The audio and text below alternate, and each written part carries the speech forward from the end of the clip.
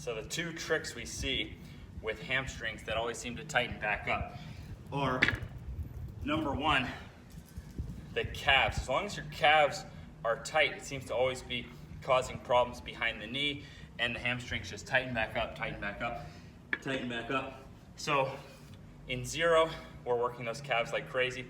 Then number two with the hamstrings, I have nothing against static stretching, but I don't use any static stretching in zero, dense, or standards for the hamstrings, because in zero, we're actually seeing, okay, with the hamstring, how far can you get with full quad flexibility and control? Then in dense, we gradually load, and notice we're using the slant board. So we're gradually loading with the slant board to open up those calves.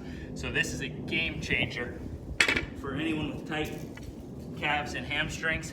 And we're using light loads. And then in standards, we keep allowing light loads. This becomes a personal thing. I mean, there's sports where guys are, literally picking up other people like this. So you could zercher it and start adding even more weight if you wanted. Like if this was a personal thing that okay, I'm an MMA fighter, for a certain move, I have to be able to pick up somebody with a rounded back.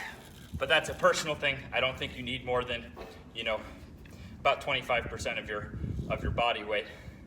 Now in standards, we're then single-legged loading, really good stretch on like a single leg Romanian deadlift. So there's what I use. I maintain the ability to do the splits basically any time of day, year round, and I wouldn't have that without opening up those calves, then being strong through my hamstrings. So those two, I used to static stretch for years. Hamstrings would always tighten back up, open the calves, getting the hamstrings strong through the range, never tighten back up. Plus, we know that eccentric loading, like all the Nordics you see me doing, maybe those are assisting in that process, because we know that when you load that eccentric, you can actually lengthen an area. So there's a difference between just a stretch and actually lengthening an area. So all those Nordics, those loaded Jefferson curls, Romanian deadlifts, that is where I got